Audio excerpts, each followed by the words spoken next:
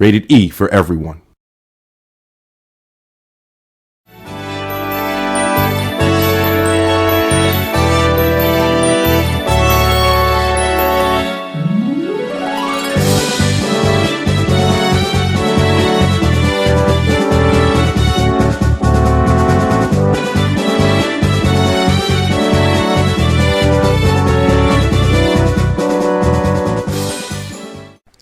Hi, I'm John Tickles, and welcome to Remote RPGs.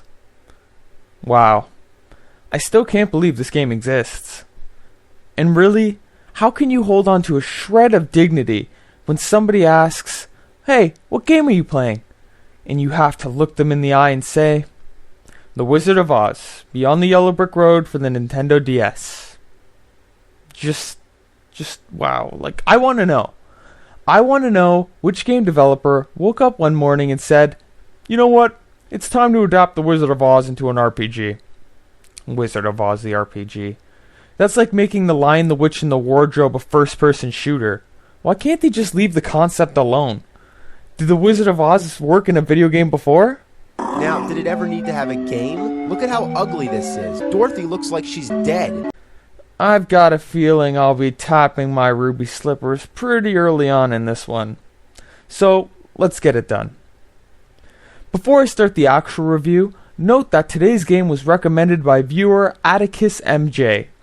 And, nope, I don't know what kind of sick mind would suggest Wizard of Oz the RPG, but I can only speculate that level of insanity.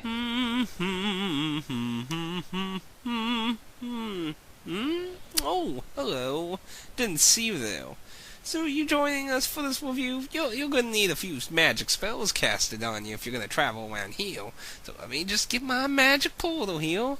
There we go, and okay. Now,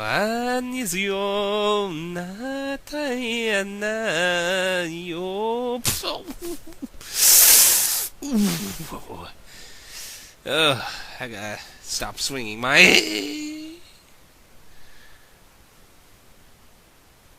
I'm alright. I think you're ready. Good night. That explains almost too much.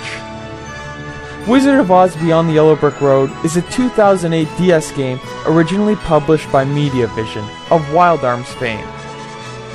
The game doesn't seem to have that much of a following, and it's that game that you always see on the shelf but you'll never buy. Obviously, it hasn't been selling pretty well, and it looks like it's a game that's going to fall into obscurity. And is there a good reason for that? Well, let's take a look. Okay, so I'm turning on the game, and I really don't know what to expect. Let's just see how the game starts. Fun times clearly await us. The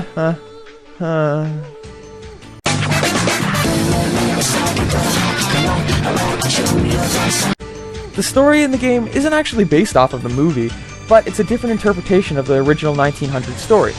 You play as Dorothy, who gets her own house because she's an orphan. My parents are dead!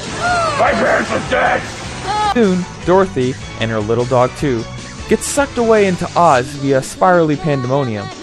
But you very quickly run into the other Oz characters, the Scarecrow, Tin Man, and Lion, and even the Wizard himself.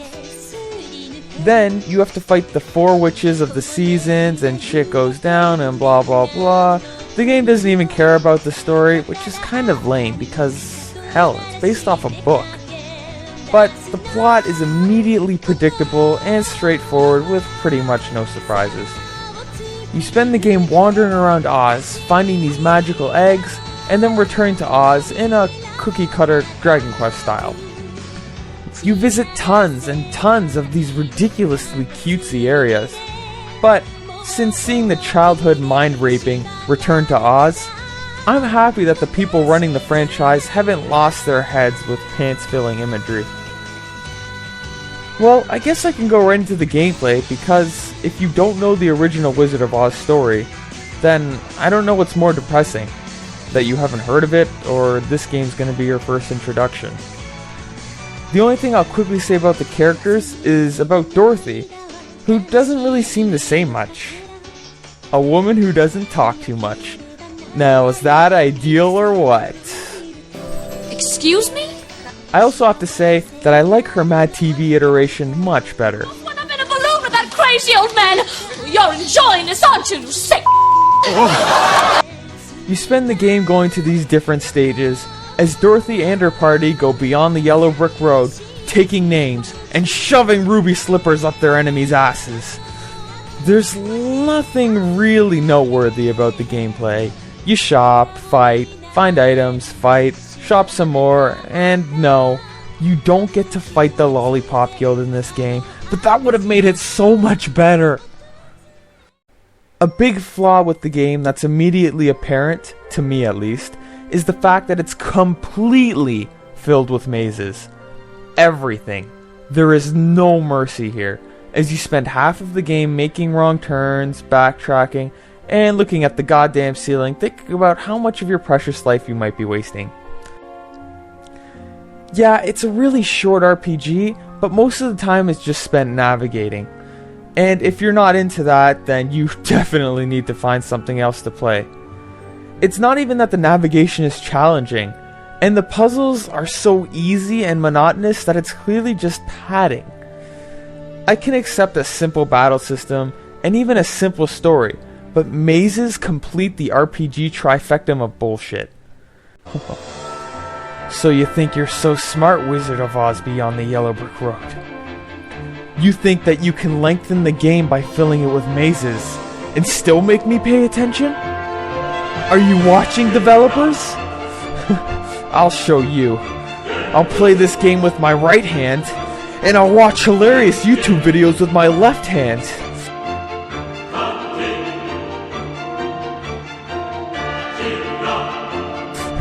I'll take this potato chip and eat it!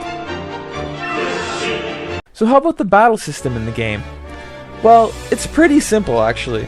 On the overworld, you can see the enemies, and when they see you, they charge at you like Americans in Walmart on Black Friday.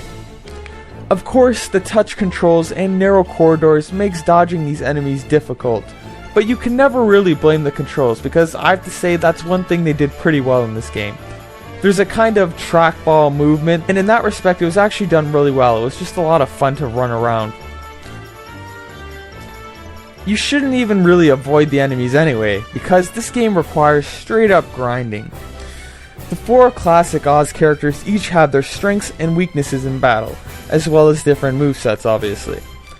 You need to customize the order in which your party attacks because of limitations the game gives you, but you'll quickly find that victory usually depends on whether you're leveled or not, rather than how tactical you are with the system. See, with games like Pokemon, even if your opponent has many more levels on you, it was still possible to use strategy and outmaneuver your opponent. In Beyond the Yellow Brick Road, many of the battles, especially the boss battles, depended upon how much grinding you put into the game, or sometimes how lucky you were with how enemies casted spells and such. It wasn't so much about the tactics. So once again, this game feels very padded, but to be fair, it would be a really great introduction RPG because of this simplicity. Personally, I was just expecting something more interesting given the unique premise. But my expectations were crushed like Oz characters under Dorothy's house. If there's one thing that this game did amazingly at, it's the art style. This has to be one of the most visually stunning DS titles to date, to the point where when I first saw it, I didn't even think the game belonged on a handheld. Every location is detailed, luscious, and complete eye candy, as the game was rarely boring to look at. The anime style here was just ridiculously adorable, and it just made it feel like a really new and interesting interpretation that could be injected into something that's over a century old. It was a great reimagining in terms of the visual style, and I'm sure doctors could even prescribe this game as an antidepressant, it's so bright and happy. However, if you're a male past this prepubescent stage, being seen playing this game will probably end up in some beatings, just a heads up.